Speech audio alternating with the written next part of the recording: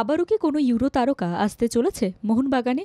এরকম প্রশ্ন সবুজ মেরুন সমর্থকদের মনে ঘোরাফেরা করছে। এর আগে 2020 ইউরো কাপে খেলা ফুটবলারকে পরের মৌসুমেই দলে নিয়ে চমকে দিয়েছিল সবুজ মেরুন বাহিনী। ফিনল্যান্ডের হয়ে ইউরো কাপে খেলা জনি কাউকোকে সেবার দলে নিয়েছিল মোহনবাগান। 2023 থেকে 2024 মরশুমেও আলবেনিয়ান আর্মান্দো সাদিকুকে দলে নেয় মোহনবাগান। এই আলবেনিয়ানের ইউরো কাপ খেলার অভিজ্ঞতা আছে। এদেরকে দলে নিয়ে ভালোই ফল পেয়েছে সবুজ মেরুন বাহিনী। আইএসএল লিগ শিল্ড জয়ের অন্যতম কারিগর এই দুইজন। এই জন্যেই বিদেশি চয়নে ইউরোপের এই সেরা টুর্নামেন্টকে বেছে নিয়েছেন মোহনবাগান কর্তৃপক্ষ।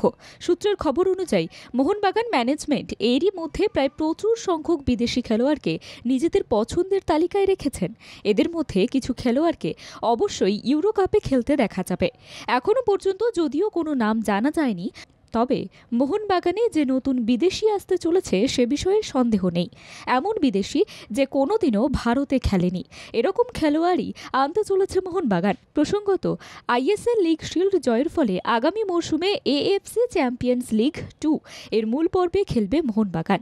এএফসিকে টার্গেট করে দল গঠন করছে মোহনবাগান কর্তৃপক্ষ। ইতিমধ্যে অজি বিশ্বকাপার জেমি ম্যাকলারেনের নাম শোনা গেলেও তিনি এখনও পুরোপুরিভাবে নিশ্চিত হননি।